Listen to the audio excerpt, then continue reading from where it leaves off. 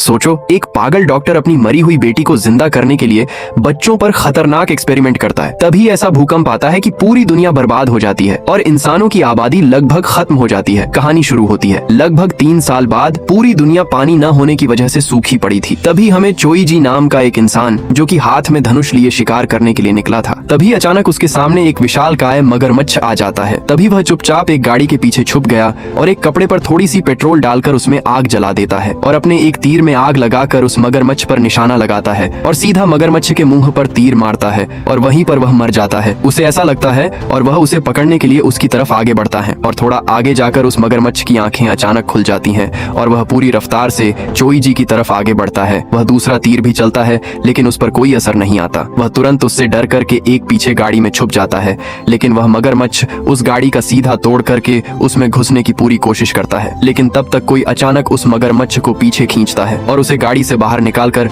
नामसेन नाम का एक आदमी हाथ में तलवार लिए उसको काटने की कोशिश करता है और एक ही बार में उसके सर को उसके धड़ से अलग कर देता है और वह दोनों जश्न मनाने लगते हैं। फिर हमें हांसुना नाम की लड़की दिखाई देती है जो कि अपनी दादी के साथ एक कस्बे में रहती थी। तभी उनको पता चलता है कि आज कोई मगरमच्छ पकड़ कर लाया है और पूरे कस्बा उनके पास जाता है क्योंकि खाने के लिए आज मगरमच्छ की पार्टी थी। फिर सभी लोग एक एक करके लाइन में आ जाते हैं और वहीं पर नामसेन मगरमच्छ का गोश्त बांट रहा था। तभी हांसुना अपनी दादी के लिए वहां पर कुछ खाना लेने के लिए आ जाते हैं। हांसुना को देखकर चाईजी बहुत खुश होता है क्योंकि वह उससे प्यार करता था और उसको वैसे ही मगरमच्छ का गोश्त दे देता है और वह दोनों वहां से चली जाती हैं। तभी अचानक से कुछ गाड़ी लिए वहां पर कुछ गुंडे आ जाते हैं और अपने आप को पुलिस वाला बताते हैं और माइक में बताते हैं कि हम एक आदमी की तलाश है और एक आदमी की ओर इशारा करते हैं और उसे कस्बे में लोगों को परेशान करते हैं। उनमें से एक आदमी उस कस्बे के एक आदमी को खींच कर लाता है तो वह उसका हाथ काट देता है, लेकिन नामसेन इस सब को दूर से ही देख रहा था। तभी उनमें से एक गुंडे की नजर हांसुना पर पड़ती है और वह कहता है कि तुम्हारे उम्र की लड़कियां तो लगभग खत्म ही हो चुकी है। तभी वह वहां से जाती है तो वह उसके पीछे पड़ जाता है, लेकिन इसे देखकर चोईजी को बहुत गुस्सा आ जाता है और वहां उन सबसे अकेला ही भिड़ जाता है, लेकिन वह बहुत सारे होते हैं। तभी नामसेन उठकर उनके बीच में जाता है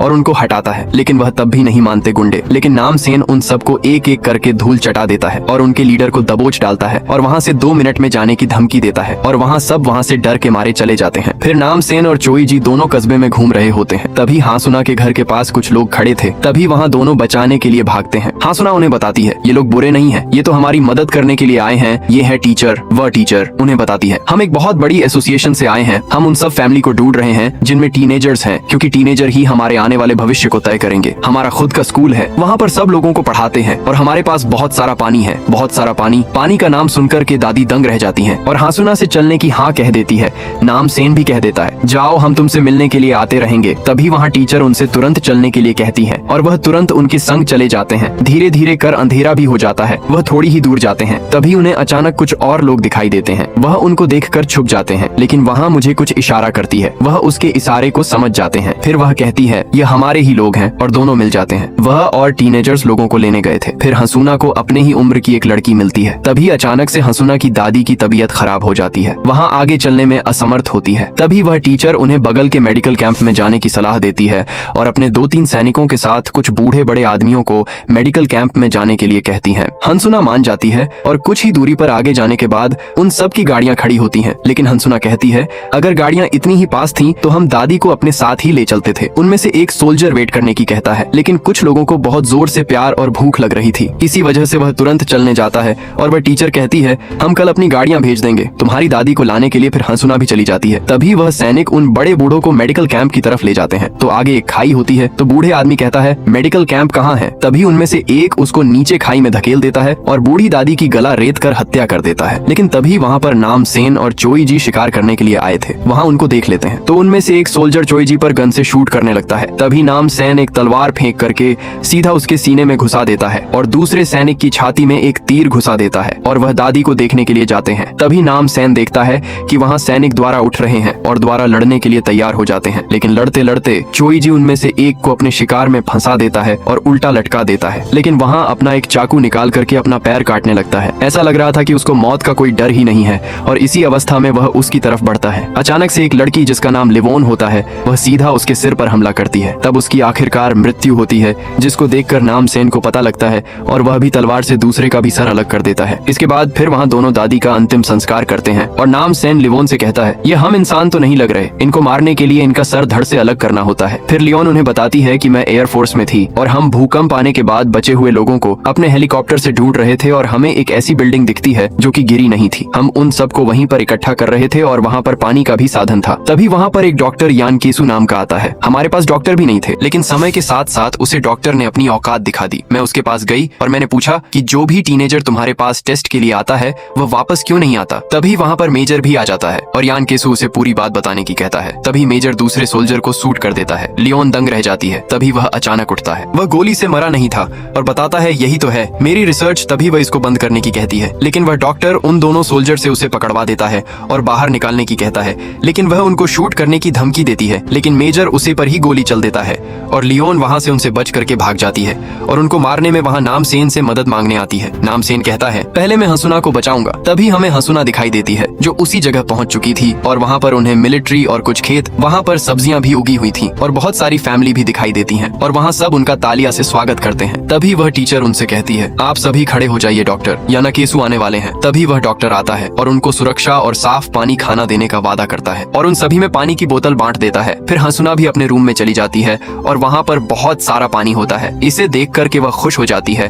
फिर वहाँ अगले दिन तैयार होकर के पहुँच जाती है। फिर वहाँ उनकी टीचर उन्हें बताती है कि सभी स्टूडेंट को 8th फ्लोर पर पढ़ाया जाएगा और सभी पेरेंट्स नीचे ही ग्राउंड फ्लोर पर रहेंगे। तभी हसुना कहती है हमें ये तो पहले नहीं बताया गया था। वह बताती है कि मुझे अपनी दादी से दूर रहना होगा। फिर वह बताती है हम बीच बीच में पेरेंट्स मीटिंग रखते हैं तो आपको मिलने दिया जाए। तभी सभी बच्चों को ऊपर भेज दिया जाता है और सभी पेरेंट्स को नीचे की तरफ ले जाते हैं। तभी वहाँ पर देखते हैं कि पहले से ही बहुत सारे लोग पानी को प्यूरिफायर करने में लगे हैं और उनको भी उसी काम में लगा दिया जाता है। फिर हंसुना को अपनी क्लास में भेज दिया जाता है और अपना इंट्रोडक्शन भी बुलवाते हैं उन दोनों से और एक खाली सीट पर उन दोनों को बैठा दिया जाता है। तभी वह टीचर उनका पढ़ना चालू करती है और वहाँ सिर्फ और सिर्फ डॉक्टर यांकेशु के बारे में ही बताती है, जिसको सुनकर के हंसुना उनसे पूछती है मैं यहाँ तब से आई हूँ जब से डॉक्टर यांकेशु की ही बात है चल रही है। तभी उसकी दोस्त बताती है कि मैं डॉक्टर यांकेशु की रिसर्च में उनके साथ दूंगी। इसको सुनकर वह टीचर खुश हो जाती है। फिर उन्हें खाना और पानी दिया जाता है और अचानक से उनकी क्लास में डॉक्टर यांकेशु भी आ जाता है और वह टीचर डॉक्टर यांकेशु को बताती है कि वह लड़की आपकी रिसर्च में साथ देना चाहती है। तभी वहाँ उसके पास आता है और उनसे कहता है कि आप मेरी एक्सपेरिमेंट में साथ दोगे। तो वह हाँ बोल देती है और वहाँ उससे 3 घंटे बाद मिलने की कहता है। तभी नीचे छुए कि मॉम और डैड की शिफ्ट खत्म हो जाती है। वह अपनी बेटी से मिलने की कहते हैं, लेकिन वह सोल्जर उनसे मना कर देता है। इसको सुनकर के वहाँ पर डॉक्टर भी आ जाता है। वह उनसे जिक्र करते हैं कि मेरी बेटी कहाँ है, मुझे अपनी बेटी से मिलना है। तभी वह डॉक्टर उनसे कहता है आप मेरी लैब में चलिए, मैं आपको आपकी बेटी से मिलवा दूंगा। फिर वहाँ दोनों उनके साथ चले जाते हैं। तभी हंसुना को नींद नहीं आती तो वहाँ बाहर जाकर देखती है, वहाँ कोई नहीं था और वह सीधे उस डॉक्टर की लैब में पहुँचती है। तो वहाँ पर उसे बहुत सारे गलत एक्सपेरिमेंट के बारे में पता चलता है और वहाँ बगल के रूम में देखती है तो वहाँ पर चूहे एक्सपेरिमेंट रूम में उस पर एक्सपेरिमेंट चल रहा था। तभी वहाँ पर अचानक वह डॉक्टर उन दोनों को लेकर के आ जाता है और हंसुना भी वहाँ पर छुप जाती है। तो वहाँ हमको उनकी बेटी दिखाता है और बताता है तुम्हारी बेटी आगे की पीढ़ियों को बचाने में मदद करेगी। लेकिन डॉक्टर उसे छूने की मना कर देता और बताता है कि मैं भी अपनी बेटी को जिंदा किया है और अपनी बेटी के शरीर को दिखाता है। उसका सिर्फ दिल दर्द ढक रहा था लेकिन उसका बाप अपने आप पर काबू नहीं रख पाता और उसको पकड़ लेता है और एक्सपेरिमेंट में कुछ खराबी आ जाती है और वह अपने मुंह से झाग फेंकने लगती है और उसकी मृत्यु हो जाती है। इसे देखकर डॉक्टर को गुस्सा आ जाता है और वह एक चाकू लेकर के उसके बाप को मार देता है और उसकी माँ वहाँ से भागती है तो उसको शूट कर देते हैं। लेकिन हंसुना चुपचाप ये सब देख रही थी। तभी डॉक्टर भी उसको अचानक देख लेता है। फिर हमें नामसेन एक बुलेट प्रूफ ट्रक को लेकर के सीधा उसे ही बिल्डिंग में घुस जाता है और उतर करके अपनी गन उठाकर उन सभी फौजियों के हेडशॉट ही हेडशॉट देता है, क्योंकि शरीर पर लगने से उनकी मृत्यु नहीं होगी। और चारों तरफ से आर्मी वाले आते हैं लेकिन वहाँ निडर होकर के उनके हेडशॉट ही हेडशॉट देते हैं। दूसरी तरफ डॉक्टर यांकेशु ने हंसुना को पकड़ लिया था और वहाँ उसे पर ही रिसर्च कर रहे थे। वह उसको चारों तरफ से बांध देता है और उसके गर्दन के साइड में कट लगता है। तभी डोर नॉक करने की आवाज आती है। वह वही टीचर होती है और डॉक्टर को बताती है कि 2 घुसपैठ जबरदस्ती नीचे आ गए हैं और वहाँ आर्मी ऑफिसर भी बिल्डिंग में घुस आई हैं जो कि भाग गई थी। आप वहाँ लड़की नामसेन को एक अंडरग्राउंड रूम में ले जाती है